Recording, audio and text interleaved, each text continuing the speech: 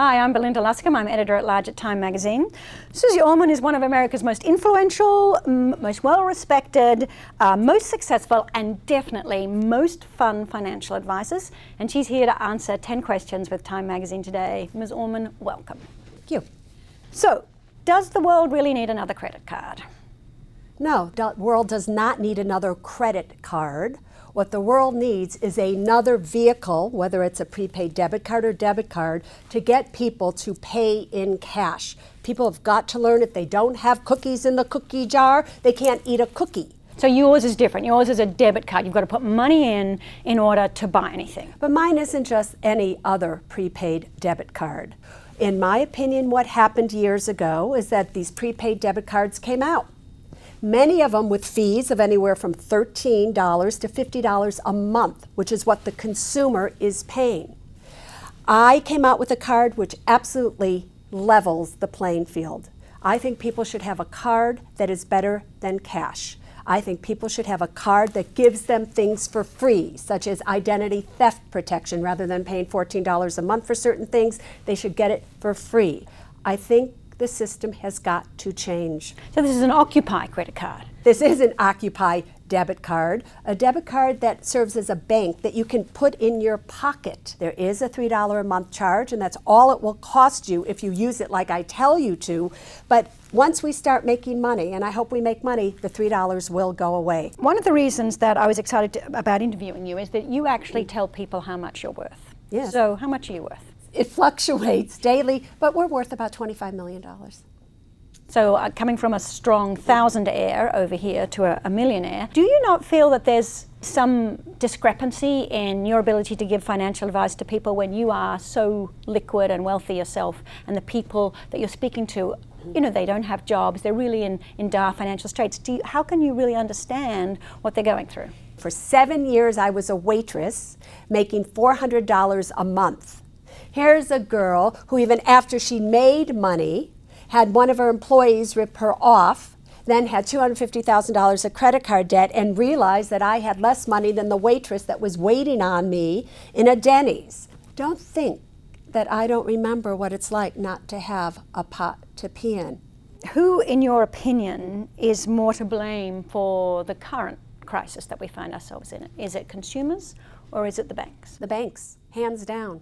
I know everybody likes to blame the consumers for they should have known what they were doing. They did this, are you kidding me? They didn't understand liar loans. If the banks, the mortgage companies, Wall Street, you name it, weren't so concerned with their bottom line profits, they never, ever, ever would have given loans to half these people who bought homes that couldn't afford it. A lot of financial advisors would say, or a lot of guys on the street would say, that your ideas for investment are way too risk averse for people to make any money. How would you respond to that? I would say, when things are going bad and you don't know what's going to happen in the world, aren't you better to be safe than to be sorry? So yeah, I was risk adverse. You've got your new show on Oprah's network. Your book is a massive bestseller. You are now legitimately probably one of the most famous people in America, and therefore you have to take the downside of fame, which is that people parody you on Saturday Night Live. Love it. Oh my God. Today I have to tell you that no matter where I go, women always seem to ask me the same thing. It doesn't matter if I'm on the Oprah show or out on the street walking my cat. They ask me, Susie, where do you get your jackets?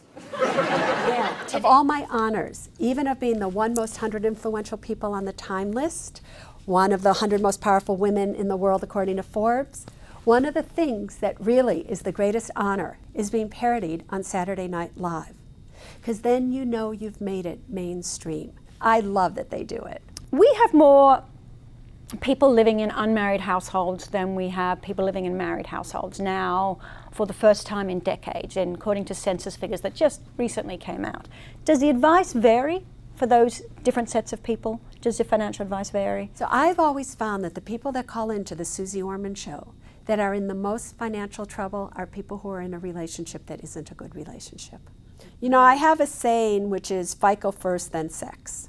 Huh. And I mean that saying. You should know each other's FICO scores before you go to the next step of being serious with one another. That's great. Can I ask just finally, I know you've given us so much time, but what is the weirdest piece of advice you've been asked for? Like what are some of the weirdest questions where people... Can I afford $6,000 for a sun deck for my pet iguana?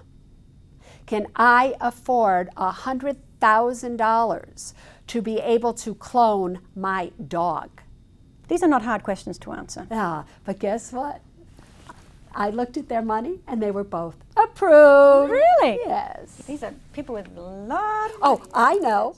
$6,000 for me to go to Ireland to become an elf. Okay. Literally. Really? All right, I just thought I'd tell you that. She was denied.